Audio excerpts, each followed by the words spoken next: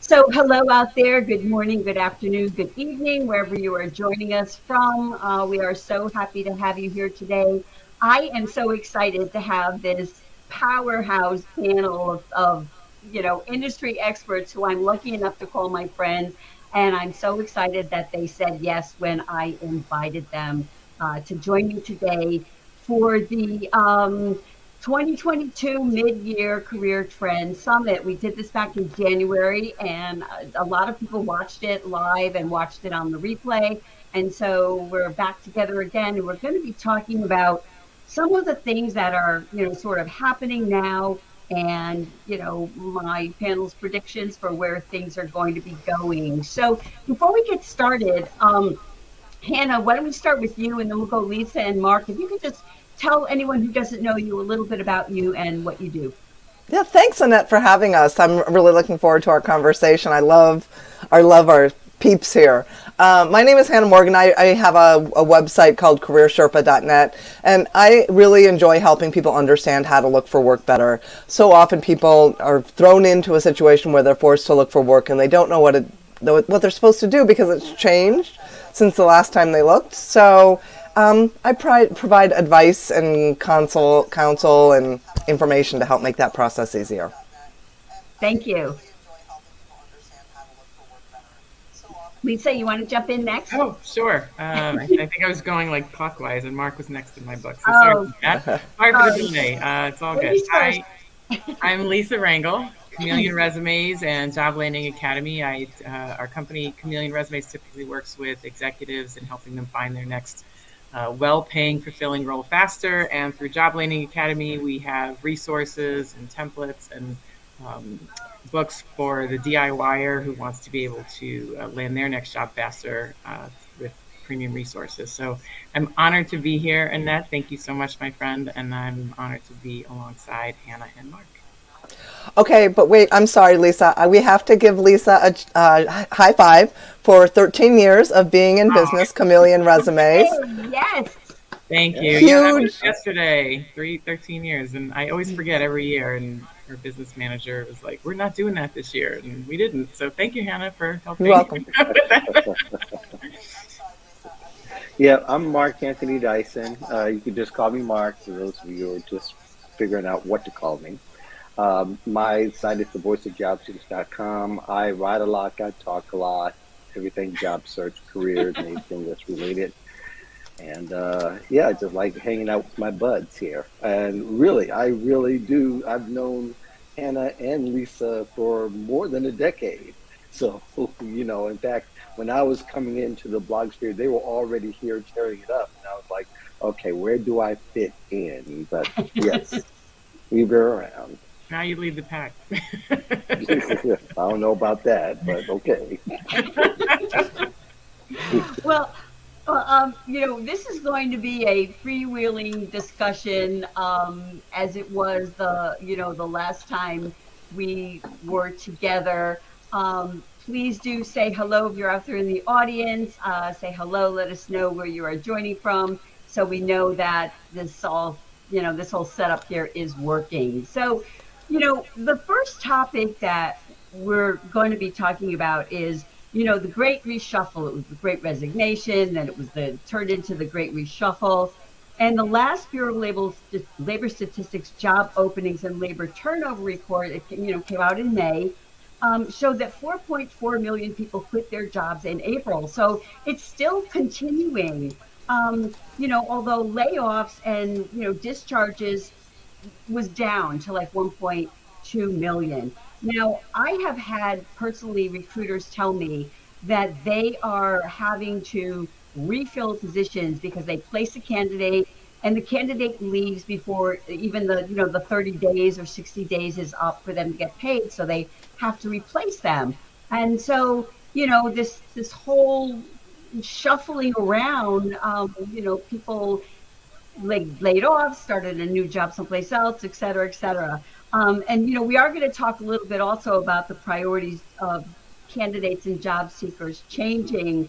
But Hannah, why don't you start us off talking about your take on this whole reshuffle and, kind of where we're going with that? Yeah. First of all, I want to say that there are so many really wonderful outcomes that have happened as a result of the pandemic.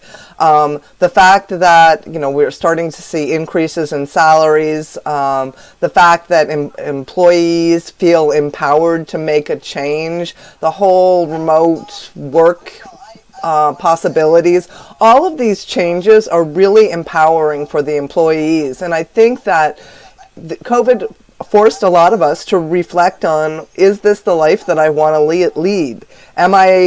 Do I have what I need to have to be happy? And I just commuted, well, I didn't commute, but I was driving to Long Island, and the traffic getting onto Long Island took us 2 hours to go a mile. It was ridiculous. And I said, this is exactly why people don't want to go into the office, right? Why should somebody commute for 2 hours to go 1 mile to go to an office when they can sit at home and get more work done? So the amount of time and energy that employees have to spend commuting can be recouped so that they can spend time with their family and do things that are more important to them. So is this going to change? We'll see. But from an employee feeling empowered standpoint, I think we've hit some major milestones, and I think it's going to be really hard to stuff that genie back in the bottle. It's going to be hard, even if we head into a recession and lots of downsizing. I think employees are still going to look for information, for an opportunity that fulfills them. Bottom line. Okay, thank you. Other thoughts? I'll jump in. We have a splintered job market, and I think it's always been splintered, but I think it's been more pronounced than ever has, because we've got people who want to go into the office. They really do, for all their reasons, and people want to stay home for a lot of reasons. And really, I think a lot of it, there's this splintering because we were told for a long time that it couldn't be done. And a lot of people, even though there were a few that were doing it, for the most part, people were given reasons why they couldn't do remote. Now that the cat is out of the bag, people are probably more upset that the options aren't there as much as they are now to say, you come back to work. And people are just appalled at only giving that one option. I think that, more workplaces should be able to give those options to people so that people, one, can settle down just a little bit more, but secondly, they can cater their work to the lifestyle and not always have their life catered to what the work is. And I think that's where we get off from the boat, and we need to have more discussion, and people need to be more vocal and be able to look for that workplace now that that allowed that type of atmosphere to happen. So I think when those of us who get on the career advice bandwagon saying that this is one way and this is the other, that we're kind of remiss in dismissing one, because that's a very large part of the population, that people are, whether you say that everybody wants to go back to work or just the one, you're disservicing the information by only making one lane when this is a four-way highway, because there's people who like the combination of working hybrid as well. So that's where I'm kind of at. Okay. I agree with everything that's been said. I mean, it's good business to treat people well. It's good business to have favorable employee conditions. I don't know why this is really hard for a lot of employers to grasp, but when you factor in, it's cheaper to give someone a leave or an accommodation than let them go, find someone new, deal with the opportunity loss cost, and and then train someone new. Like, I don't know how that is equitable. Even if you are a completely heartless business person, I think it's still favorable to be nice to people. Yeah. I just don't understand that. but that's just me. Um, No, and not really. It's not just you. yeah, I don't It's know, me too. like I do think it's just simply good business, not just being altruistic or nice. And with that said, I think that there's I agree with what Mark said, specifically about being splintered. Like there's tons of little like micro economies that are going on Hmm. by Yes, industry, by there is. region, by profession, by age, by demographic, and everybody has every situation has its sets of pros and cons. You know, and I think you're right, Mark, about like to say only going remote or only back in live, only flexible, only 4 day. I mean, really, the only one that works is flexible because that encompasses many different ways. But Hmm. you know, one way of any kind isn't really going to then accommodate someone else, right? So you really need, I think, the flexibility. And within these little microeconomies, it really comes down to, and this is to me, I think what Hannah said about it being the most empowering phase for every level employee, not just senior level or executives, is we really have an opportunity at every level to command what we want, by evaluating what problems exist at a company and then determining how what we do for a living can fix it.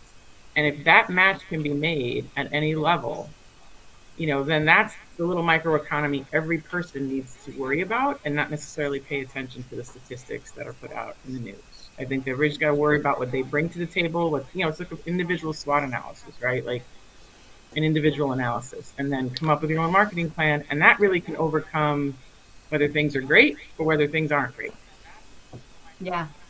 I love what you all said, and a couple of things that jumped out at me were the idea of some people like want to go back to the office. Yeah. Now, I am someone, I would have always worked from home if I could. My husband is the exact opposite. He hated being at home. He would much rather go into an office. And so I think, having the assumption that people have the flexibility is so important. And, the conversation just made me think of a cartoon I saw recently where there's someone saying to their boss, I'm not feeling well and, I'm going to take a sick day. And then there was another one with someone, and the boss says, okay, great, feel better. And the next one was the same person saying, I'm really stressed right now. I've got a lot going on my plate, and I really need to, take a day off for myself. And the boss saying, oh, great, go ahead, come back tomorrow, feeling less stressed. And that, when you're talking about, Lisa, about the idea of, being nice, treating people well, I think that's part of it, just changing that mindset. But a lot of this brings us really sort of to the next topic, and the idea that candidate and employee priorities are changing. I read, a bunch of different things getting ready for this, and so many of them said that employees are, they are empowered, they know their value. And one of the things that I looked at was the 2022 Workforce Trend Index, about hybrid workforce, and that was from LinkedIn. And some of the numbers that jumped off to me were that 53% of employees, particularly parents, 55% of parents and women, 56% of women, are more likely to prioritize health and well-being over work than before the pandemic. And almost 50% of the respondents also said they're more likely to put family and personal life over work now as well. And that seems to be a real departure from that whole 24/7. I got to have my email and be there all the time. So, Lisa, why don't you start us off with, what are your thoughts on that whole, priorities changing? You know, the I think executives have always had that ability to make job changes even prior to the pandemic due to quality of life, awakenings, and so I feel our client base didn't have, like, I mean, believe me, we all, executives went through changes and had a hard time during the pandemic. But one thing that I don't think it was as big of a change for executives was the ability to make changes due to quality of life scenarios. People, they've been doing that for a long time, where I think the priorities got realigned was at the mid level and the staff level, thank God, where they now realize that that is available to them as well, and they don't have to um, simply just do it whatever is available at work. There's now other options, and during the pandemic, whether you were forced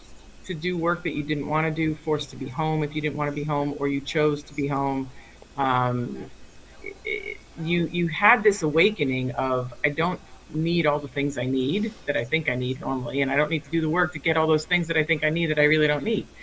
So there was like a leveling of priorities and a realignment of what we thought we needed, and people realize they don't need to take the risks to their mental health, their physical health, for their families.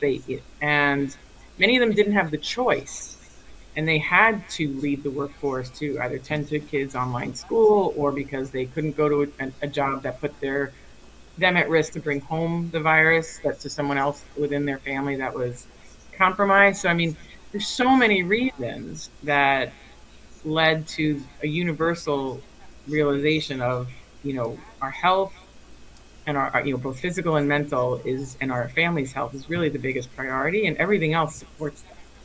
And that's what I think people are now making their decisions based on. Nobody's willing to put themselves at risk anymore for a job. I think we've all realized we're replaceable, you know, and so it's not worth risking our lives over it. Essentially, it's just not worth it. Yeah. And I said every demographic. I think sometimes Gen Z is even doing that better than our generation. So kudos. Yeah, I agree. Other thoughts on that? I know they're out. I know you all have thoughts, so. Yeah, they are this overload right now. I'm going to try to cut it down to 1 point at least, maybe two. But I think, for a long time, mental health has been the new dental health in a sense. And that, I don't know if you remember back in the early 2000s, but rarely did people take time off if they had some kind of oral surgery, unless it was really serious. You were kind of expected to come back from the dentist. Now it's okay to take that time off. But I think even in the early 2000s as well, having time off for any kind of mental health was a very rare thing. But it's even viewed as a weakness.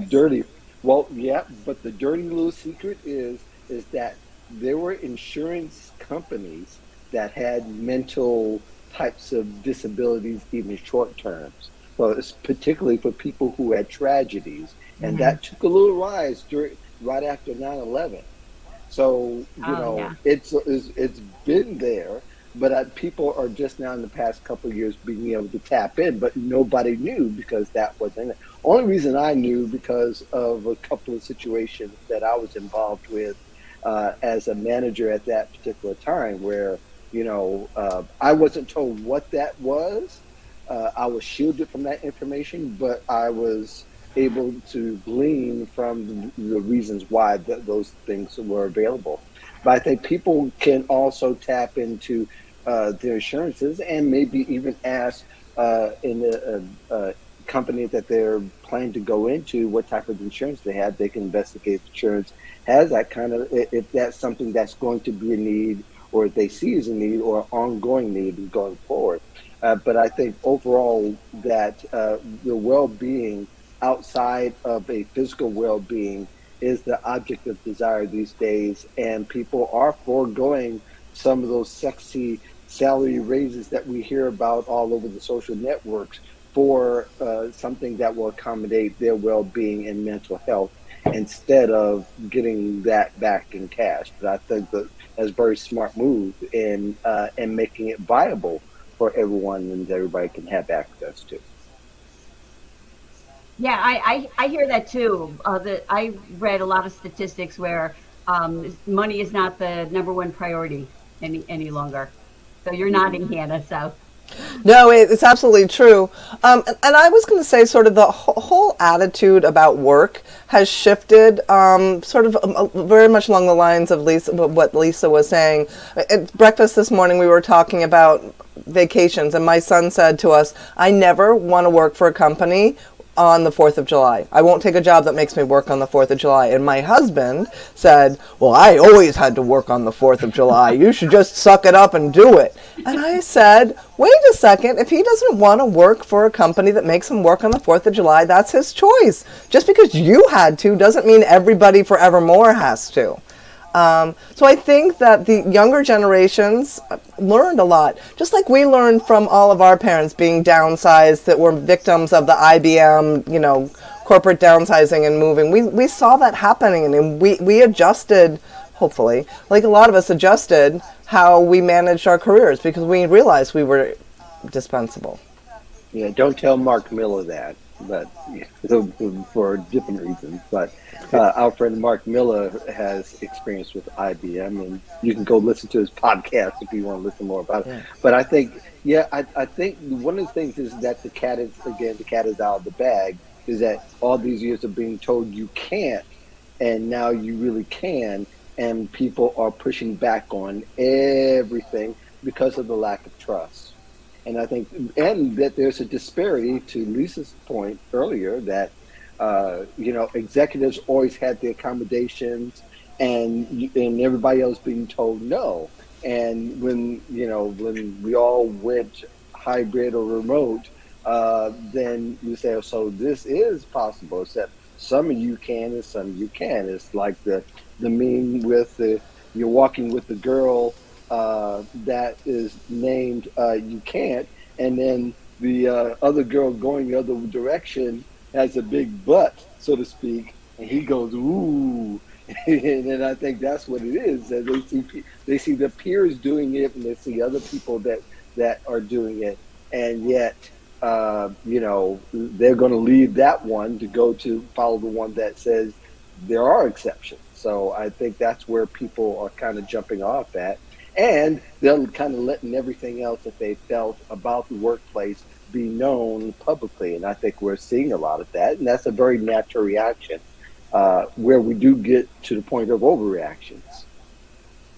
Yeah, I love that. And I was just looking for a stat. You're talking about the idea of people, people have been productive. It's not like it was a few months, but, it was 2 years. People were home and they were productive.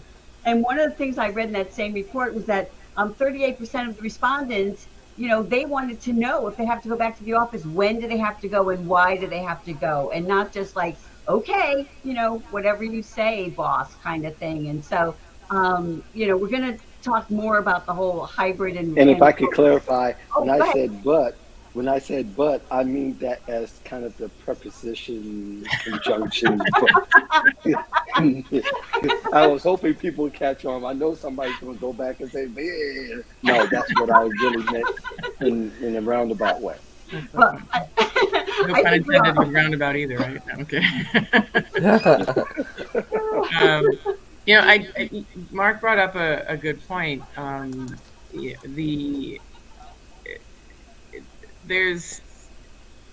It's gonna be interesting to see what happens over the next year, maybe longer. If we're entering into a recession based on the popularity of what pundits are saying, that can shift supply and demand. That can shift an employer's ability to accommodate. That can shift an employee's ability to demand and negotiate. And we'll have to see if the flexibility around work will remain, or will employers tighten up if the pendulum swings the other way, where there's fewer jobs for the abundance of candidates, possibly if that shift happens in the next 6 to 12 months with the economic scenario that we have going on. So, I mean, I always hate to use the word like unprecedented, but, we just came out of a downturn, an economic downturn, and I don't think we've had a scenario in the last 100 years where a possible, immediate economic downturn is following like less than a year later. So everything has been very high, low, ebb, flow, stretching out over years. I mean, we just had a bit of an economic rise after having, everything fall in March of 2020. Yet we might be having another one by the end of the year, and so that very sudden, undulation is unprecedented, and we're just going to have to see what happens. It may shift people's ability to demand what they want at work. Who knows? Did you want to add, Hannah? Go ahead. No, I'm good. Okay. All right. So we have a couple questions from the audience, and I'm going to hold off on those now, and we will bring them up later. But one of the things that I read about, and we were talking about the salary disparities, and most of the majority of people that were responding to this particular survey, they were happy with their salary, they were happy with their raises. I mean, it was well over 50% that were happy with the money end, but they were very concerned about the economy. As a matter of fact, this was a CNBC All-American Workforce Survey just earlier this month, and I had seen it on TV and I found it online. And 83% of the people they surveyed that were employed were concerned about a recession coming up in the next 12 months. 74% were saying that they were afraid that their wages were just not going to keep pace with inflation. And then, just under 50% said they were worried about losing their job. And, there's so many articles about companies that are, downsizing. I read Microsoft and Lyft they have a hiring freeze, Wayfair and Twitter, also hiring freezes, Netflix and Stitch Fix, cutting positions. And so, the things that I've read seem to kind of justify the concerns that people have. And Mark, I wanted you to start us off because I know you are writing about this right now. And if you could start us off and share your thoughts on this. Well, thank you. And I think big tech companies are actually copycat companies. They're very competitive and they copycat. One will say that they're going to do this, and there's a whole bunch of other tech companies that will follow just out of fear and concern. And at this particular point, I can't, again, giving career advice, you can't say, don't pay attention to those companies when they are announcing publicly that they're having a hiring freeze and that was an ideal company.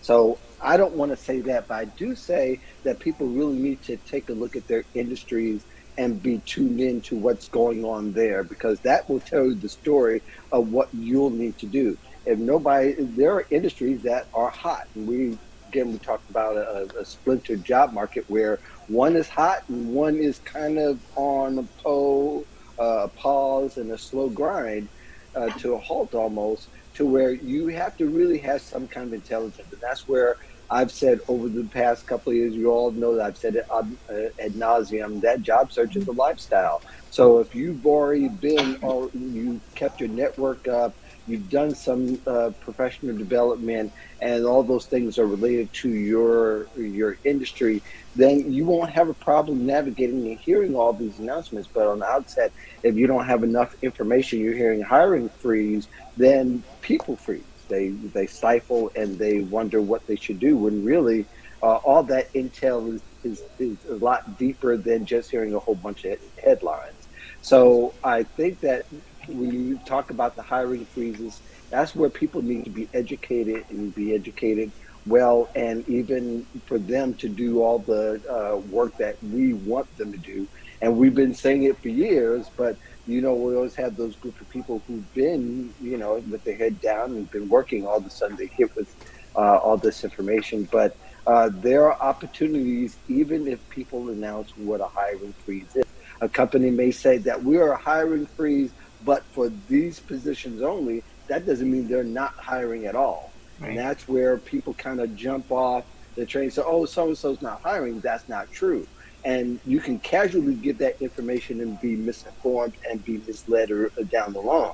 Or that maybe there is a concern with the industry, like it was with 2020, where literally retail and hospitality, for the most part, for those jobs, they stopped cold and stopped hiring. But then they went into a deficit, so they went into desperation knows that we need people right now. So I think that's where, again, people just need to be connected and be informed and understand what is happening with their industry and with specific jobs that they're interested in, and just within their market, whether they should make a move at that particular time now.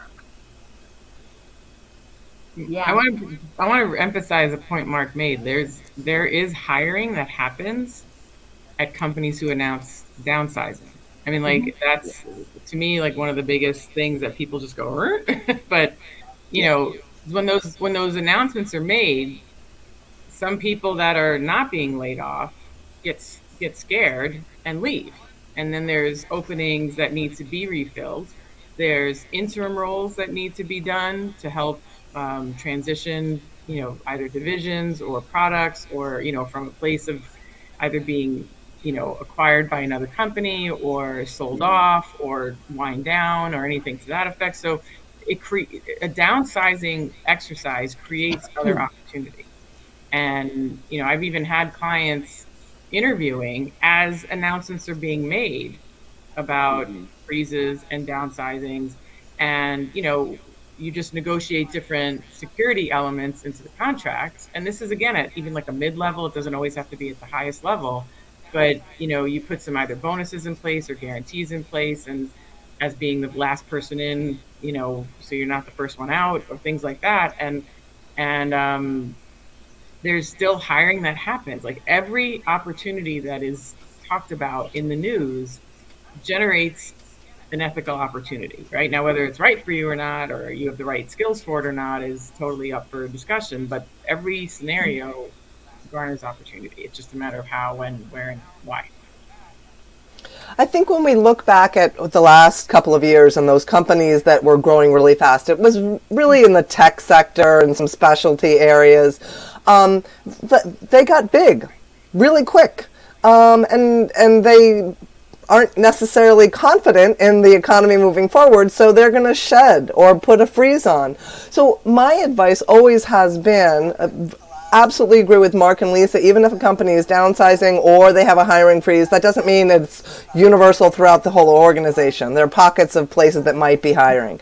But more importantly, I don't think everybody wants to work for a Fortune 100 company. Smaller companies have a much different environment. And so if you are seeing a lot of the Fortune 100 companies that you want to work for are having hiring freezes or laying off, look at the smaller companies that might be in that same industry, as long as that industry is sort of doing okay, healthy. But I think we saw this back in 2009, right, Lisa and Mark, that even when there were financial institutions that were laying off, not hiring, there were always a couple of people who were able to get in the door. So I think that for people that are afraid, this is what I also think. For all those people that say they're afraid they're going to lose their job, they're not going to do anything about it. The majority of them are going to hold on to their job until the pink slip arrives. So they're not going to do anything proactively. My guess is, because that's just what we have seen in the past. For those people that are unemployed right now and are still looking for work, I think you keep going full force like nothing is really different, because you will uncover wonderful opportunities with companies that are hiring.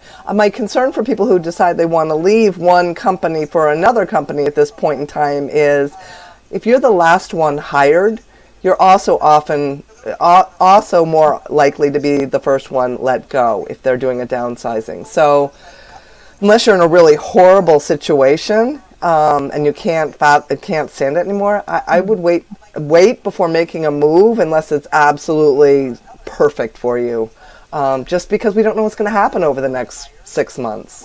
Or if your salary is mid-level and not necessarily the top level, you coming in as the new person might allow them to have some cost savings with someone else who's more expensive internally. That's a really good point. Heartless, right? But again, it's about working the angle you have, right? And if you are somewhat inexperienced and you need to get the experience, you know, positioning yourself as somebody who has some experience that you can build upon, you know, you might help them save some money and still get most of the skills, you know, covered. So again, it's about how you position it and what problems can you solve for an organization. Yeah. Go Yeah, ahead, Mark. and I think, well, I was going to say that now that there's a little small movement of people who've worked in the tech industries are also taking advantage of the hybrid remote work, more the remote work aspect of it, with what's being called overemployment now. I don't know if you've seen the Reddit, the Reddit thread.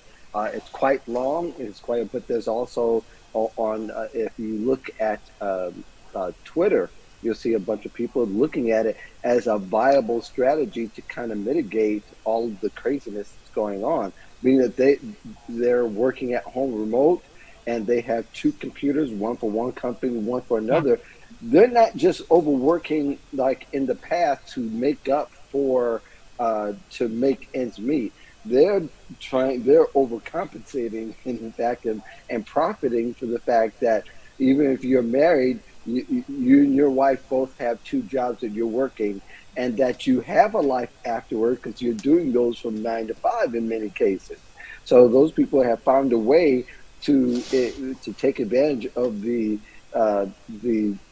climate where they're getting paid these exorbitant salaries, and they're making the best of it, and people are paying off cars, paying off the college loans and all of that. It's not a big movement right now, but there's a lot of talk surrounding it, being that people are using that to take advantage of the fact that, hey, here I could come right in the middle between not working in the office and not having to go in at all, and nobody will ever know. And people are doing this quite successfully. You can go on YouTube and see people actually talk about their experiences. Now, they don't always do it for a long period of time. They do it for just a short period of time. But when you think of the salary ranges that people are working under to do it for a short term, it's better than having to take that part-time job during Christmas to buy gifts. You can actually jump ahead and Right. and make your situation more viable. So if you want to start a business, you can go ahead and work both jobs for a year, and then maybe have a couple of years saved up Right. to make your business work. So I think it's very interesting, and I think people will start to get more creative as the economy starts to make its twists and turns throughout the next couple of years. I love that. And once you started talking about it, I realized that I had read about that. I see people talking about that on TikTok too. Here's what you can do, from Yeah. home while you're working your job. And, it's a whole lot better than, when I used to work at the magazine and then I have to run over to my restaurant job in the evening, to be able to just sort of Yes. navigate from home. And I love that, that you brought that up. And, you know, this sort of leads into that whole area of talking about the hybrid environments and the remote work and, the idea that people now have proven they can be productive unless you're, maybe on the manufacturing line where, you have to be there, that most people, in fact, don't have to be in the office.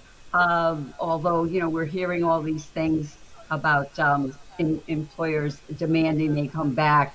And, back to that workforce trends index respondents, 52% of them said they're likely to consider shifting to a hybrid or remote work, going forward.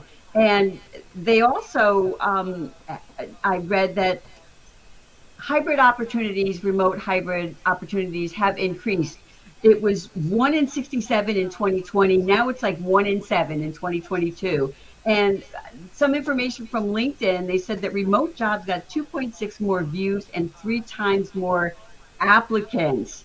But still, and I know that the big thing everybody was talking about maybe a week or so ago was, Tesla, when he said you must come back to the office. If you don't want to come back to the office, go someplace else. And, I think a lot of people were kind of stunned, to hear that just come out like that. And the information I was reading is that 52% of employers are likely to consider, the remote hybrid continue in the future, adding that in. But 50% of the employers that responded to this survey said, back in the office. So what do you think? Are they just going to lose their best people? Possible. There's so many different things. I think what we talked about earlier is that when you give people choice about how, when, and where they want to work, they're going to be happier employees, Exactly. right? So if there are employers that are changing their mind on that, they're upturning the apple cart. They're going to potentially pay a price for that, because right now employees still have choice. If we're 6 months, 9 months down the road from now, maybe employees won't have the same choice. But I still think they want that choice. Now that they've tasted how wonderful choice can be, I don't think they'd really want to work for a company, and they'll probably be more adamant about finding another employer that will offer them choice. So, it's going to be fun to see what happens. Yeah. But the 40, I got the 50% number. I can't remember the exact number, but they say the 42% that wants to go back to the office. I mean, that's still not 2%, right? That's still a sizable amount of people. Mm-hmm. So again, it comes back to, if there's a company that is demanding everybody to come into the office, you can market yourself accordingly if that's something you're in alignment with, right? As opposed to trying to fight it and stay there.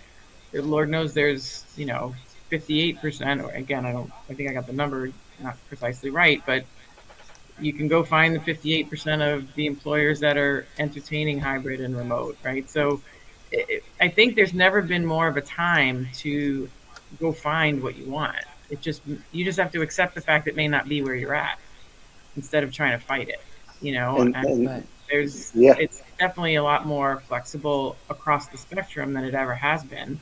And I can't remember if it was Hannah or Annette who said earlier, like, not everyone wants to work for Fortune 500, and it's 500 companies. I just did a search while we were here, how many businesses are there in the U.S.? And I know that's not globally, because most of us even do this globally, but just in the U.S., there's 31 million businesses in the U.S. roughly. So, I mean, we can't base the whole strategy on 500, right? So, like, there's so many more ways of getting what we need through mid-sized and small companies, and it's a matter of going to find what you need. And I just don't think we've ever had such a massive opportunity before us as people who want to find jobs, right? I'd say that as representative of the job seekers, the four of us do. There's never been more choice. We may just have to do some work to find it. It's not going to be as easy as the easy apply button from Staples, right? We may have to just do some work to find it. I mean, I would love that. If we could figure that out, that would be the moneymaker of all moneymakers, right? But sometimes it takes some work if it's not readily apparent. And I think that's what we have to be willing to do. But if we're willing to do it, there's, Lord knows, it's never a better time to find what we need amongst the breadth and depth of companies that exist out there.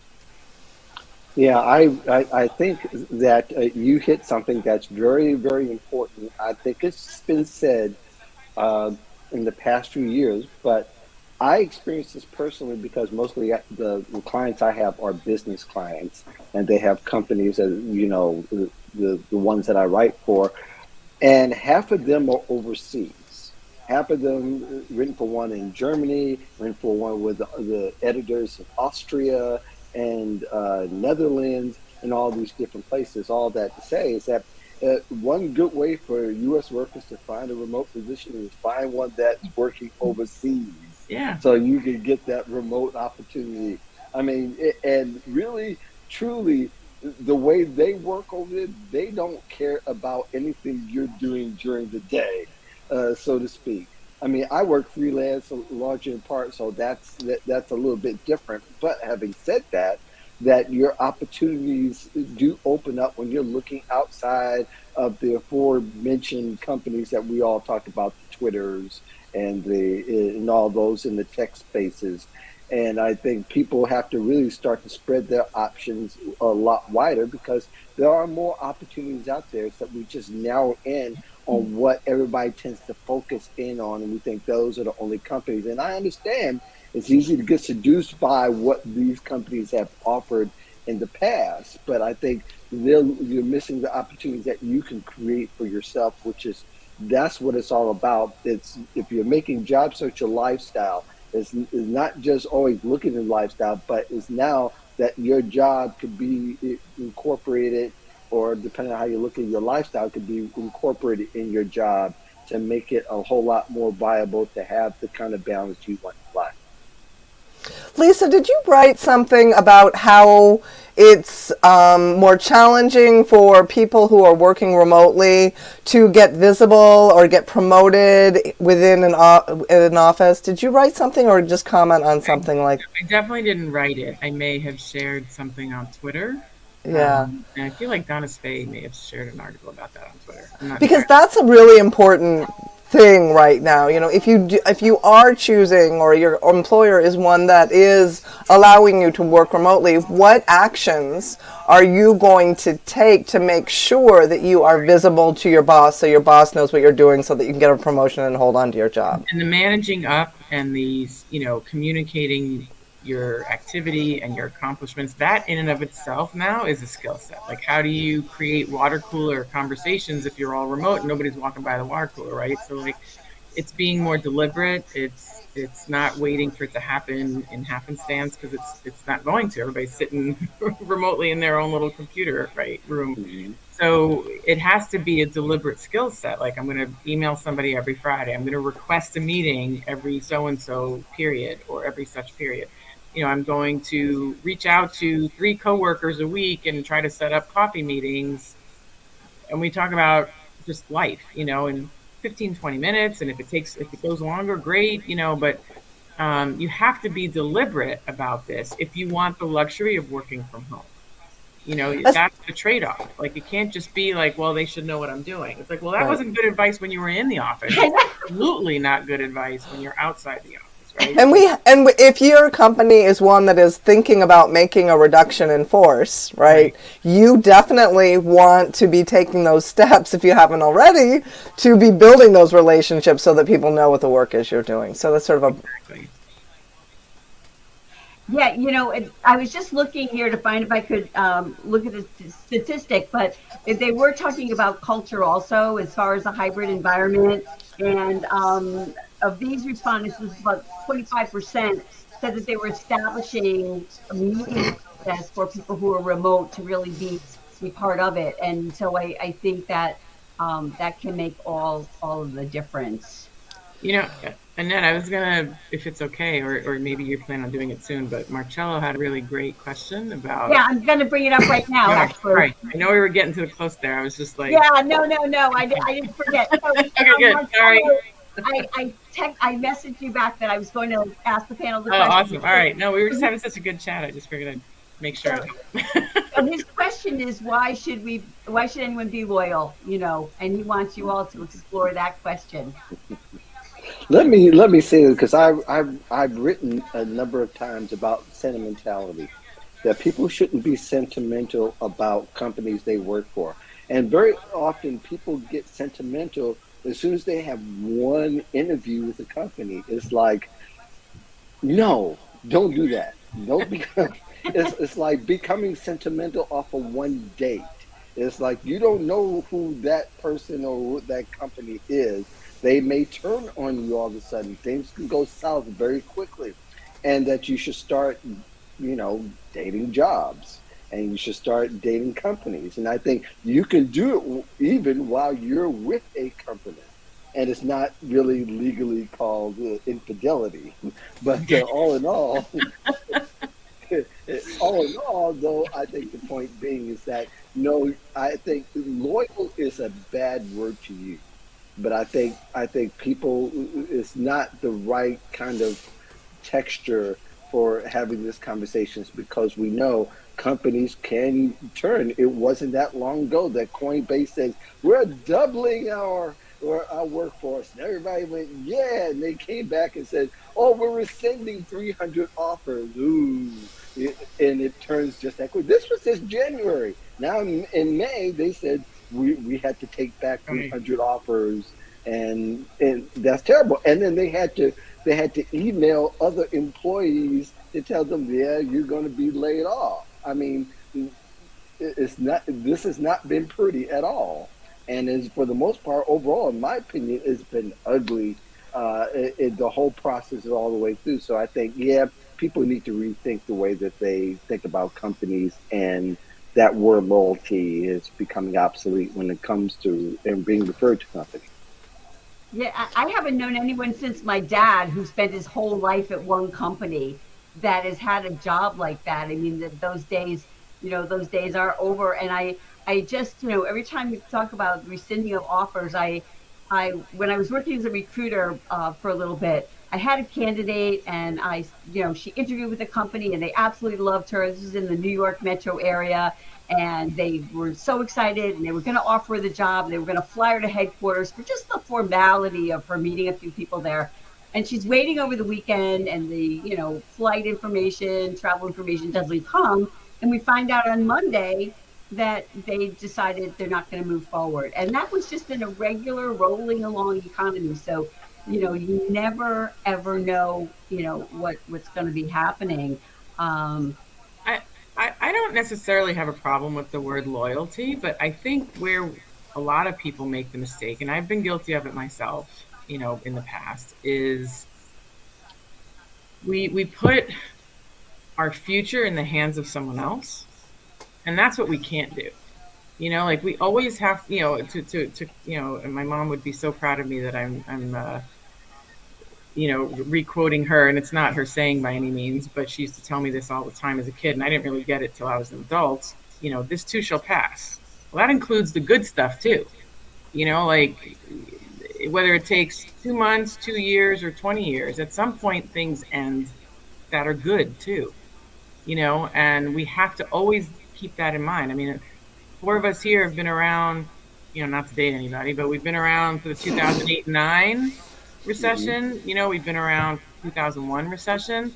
And, I remember my dad in the late 70s, like getting laid off from RCA Records at the time, which has now been absorbed into, I don't even know who owns it. And, and I remember his layoff in the late 70s, early 80s, that took him a while to bounce back from. And he really kind of, employment-wise, never really did. And, so like we've been around, and we see that things are good, and you better save your money and rack up your chips when you can, and make sure you save them for when things go down. So like for younger generations where this may be the first time, so I remember my first time going through it, I was like, oh my God, the sky's falling. And I thought this was like it.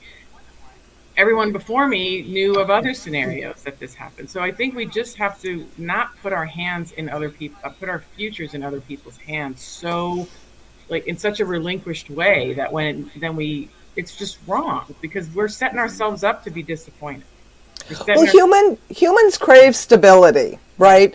And so when we crave stability, that's the thing. I think we have to create it ourselves.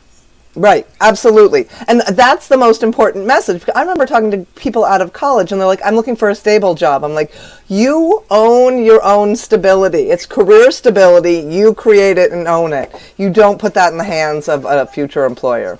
Exactly. Yeah, that is so true. And it's all about the strategy. And, people talk about the down market, the up market. I mean, every market has its own challenges. Right? I mean, when everything's rolling along, there's more people looking. When things are, kind of unstable, there's fewer people looking. So if you are looking, you have less competition. It's all about, the strategy.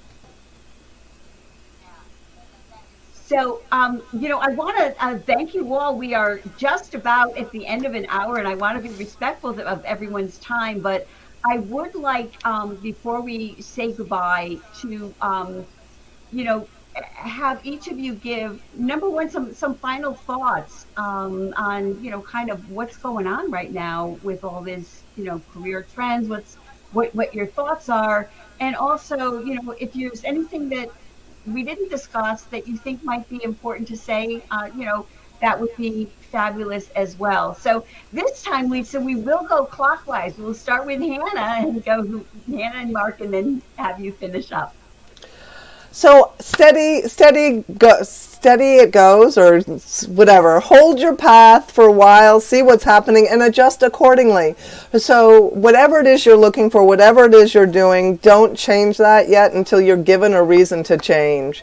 I think people should not be running around like a chicken with their head cut off. It's going to be okay. Just be willing to make adjustments as things change to your job search strategy, to your career, to whatever else is going on.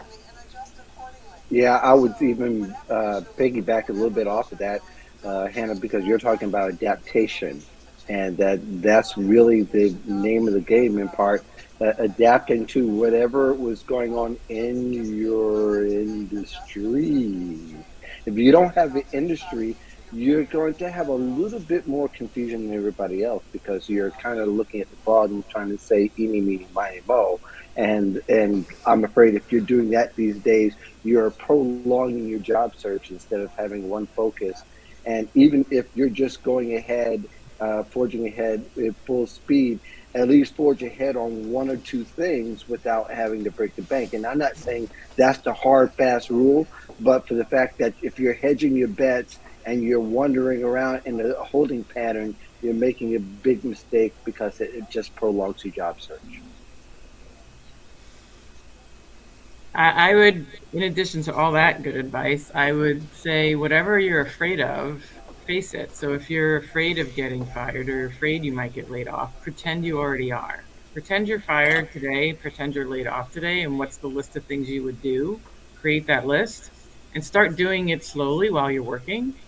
Make sure you maybe update your documents while you have access to everything instead of when you're shut out. It's better to do them while you have access to all your information and don't need them versus you're shut out from your information and now you need them fast.